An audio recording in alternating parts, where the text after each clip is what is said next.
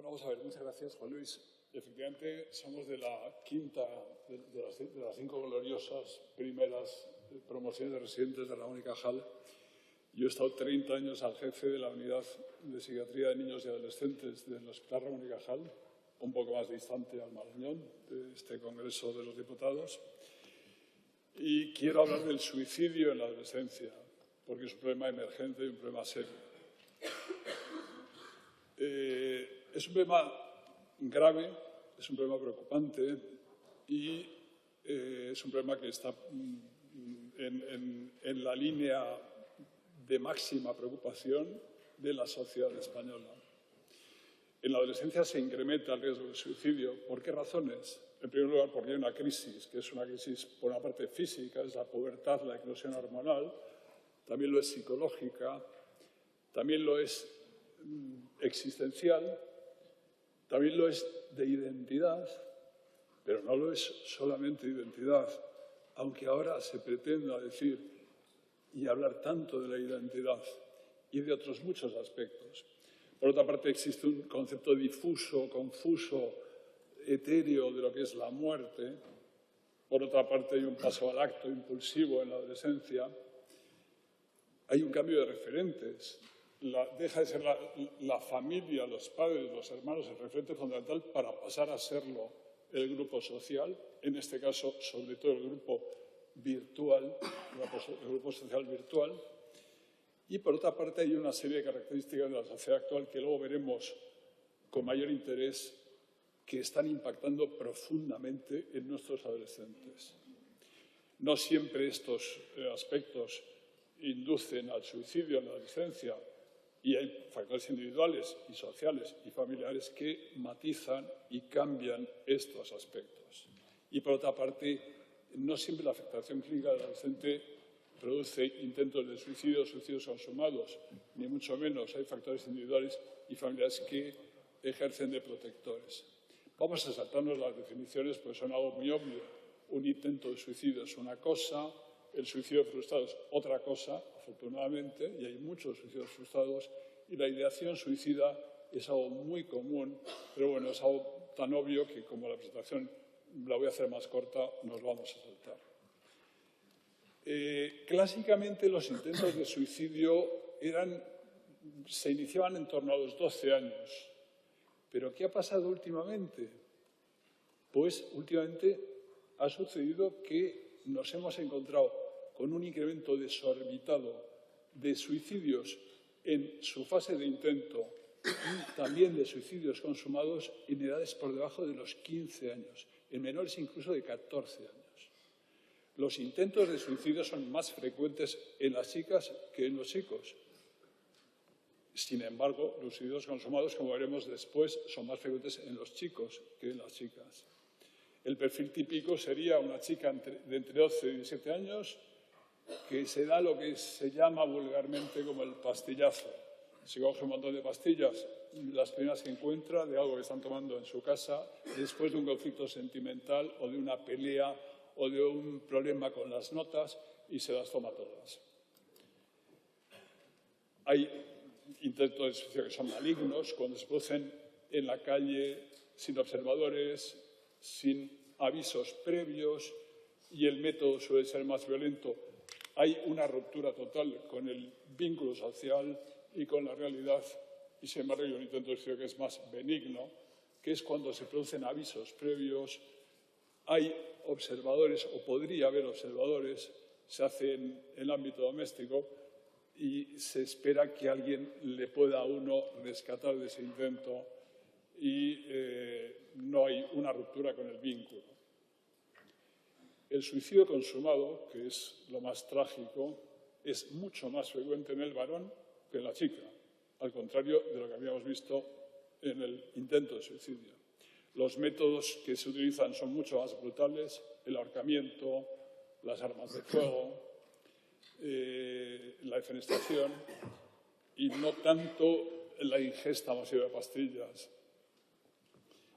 El 90-95% de los casos aproximadamente hay un trasfondo psicopatológico, casi siempre trastornos depresivos, también en ocasiones trastornos, sobre todo límites, trastorno límite de la personalidad,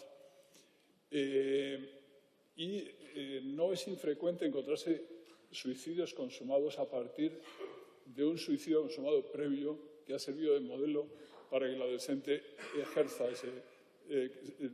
practique ese suicidio y ponga fin a su vida. Hay muchos intentos, hay muchos suicidios consumados o muchos casos de adolescentes persuicidas que pasan desapercibidos. Y esto es importante porque se tiende a banalizar mucho el intento reiterado de suicidio y luego pasa lo que pasa. Esta es una gráfica del año 2012 en la que se ven defunciones por accidentes de tráfico y por suicidio. Se da mucha importancia a los accidentes de tráfico, pero esto que es de 2012, aquí vemos cómo en franjas de edad de adultos hay más muerte por suicidio que por accidentes de tráfico. Pero en la franja de los 15 a los 24 años hay más por accidente de tráfico que por suicidio, y en los menores hay una diferencia abismal, en los menores de 15 años. Hace 10 años, en 2012, había 5 muertes por suicidio en menores de entre 10 y 14 años y 52 muertes por suicidio en edades entre 15 y 19 años. Digamos que en el adolescente, no sé cómo remarcar esto, así aquí. En el adolescente, esta franja de edad entre los 15 y los 19 años era la franja en la que más suicidio había. De hecho, era la segunda causa de muerte y sigue siendo la segunda causa de muerte entre los 15 y los 24 por detrás de los accidentes de tráfico. Es decir, estamos ante un problema que es serio. Ya en 2012 era serio. Según el Instituto Nacional de Estadística, había habido un incremento de fallecimientos por suicidio en esta franja de edad de un 11,3%. Estamos hablando de 2012. Había más tasa de suicidio en la población inmigrante que en la población española, y es la urgencia, con diferencia, la urgencia psiquiátrica más frecuente en las unidades de salud mental de niños y adolescentes. ¿Qué ha pasado actualmente? Y esto es muy preocupante.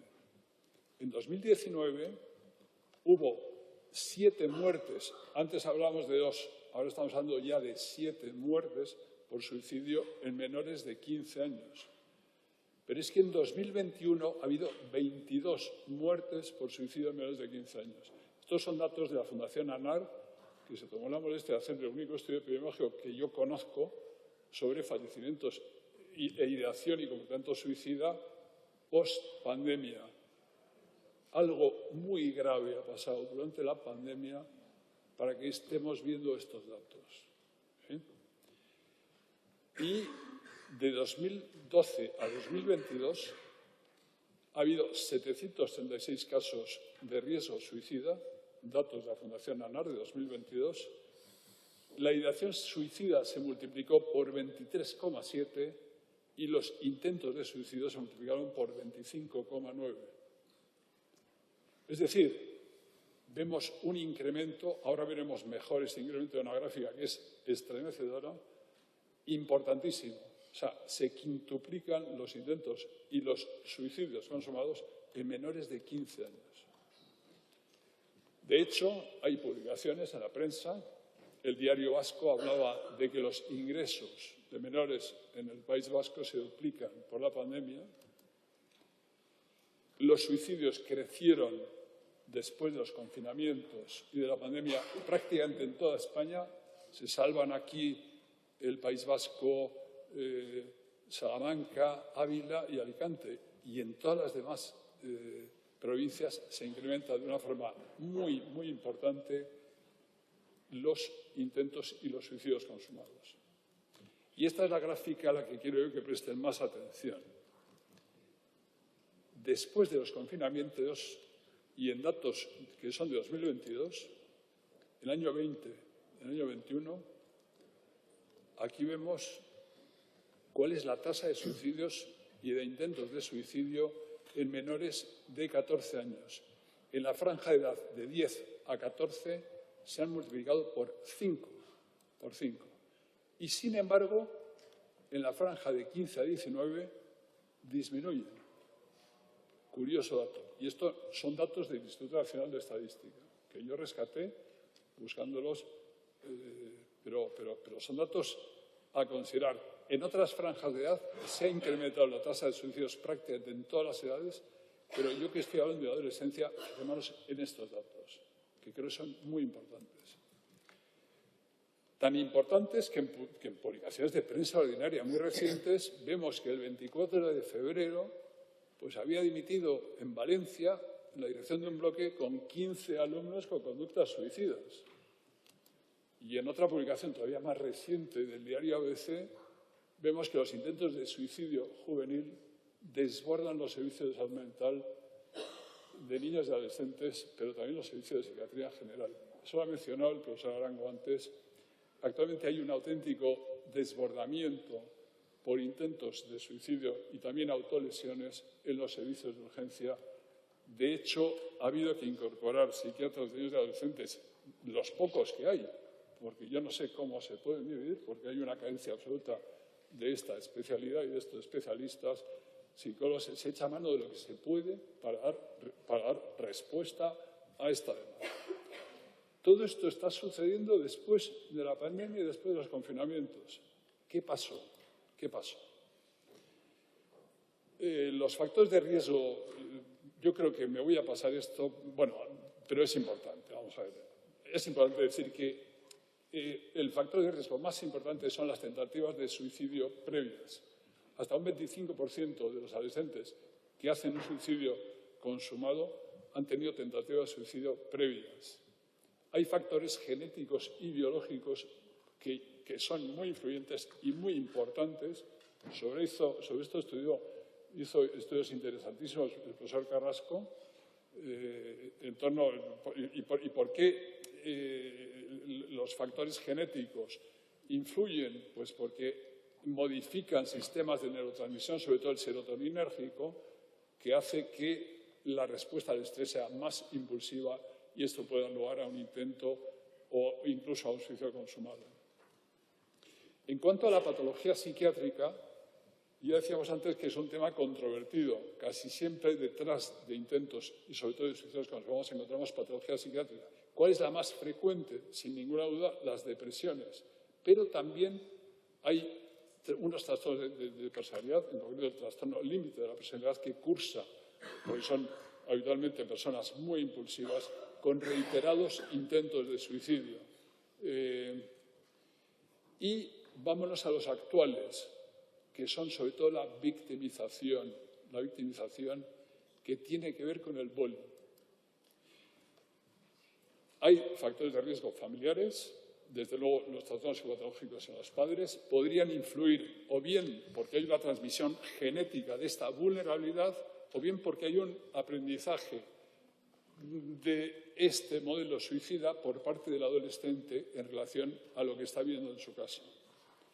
Las tentativas de suicidio de los padres multiplican el riesgo de suicidio en los hijos entre 2 y 5 veces. Por supuesto, el maltrato, el abuso sexual o las conductas violentas en el ámbito familiar.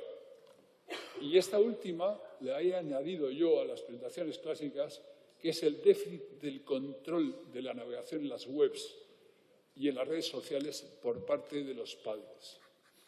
Nos vamos aproximando a dónde está la clave, o al menos lo que algunos entendemos como clave, de por qué ha cambiado tanto la situación.